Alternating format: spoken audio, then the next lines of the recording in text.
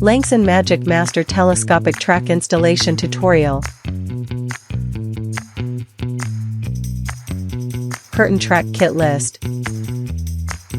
Measure the window size, divide by 2 to get the dimension L. Take out the track and extend it to dimension L.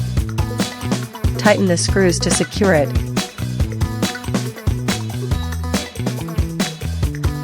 Loosen the rail joiner screws. Move the rail joiner to the middle and tighten the screws. Secure the 2 types of mounting brackets to the track. Attach the hooks to the motor.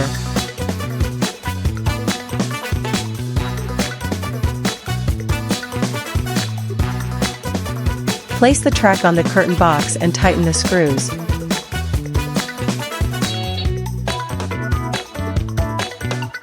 Connect the motor to the power supply to complete the installation.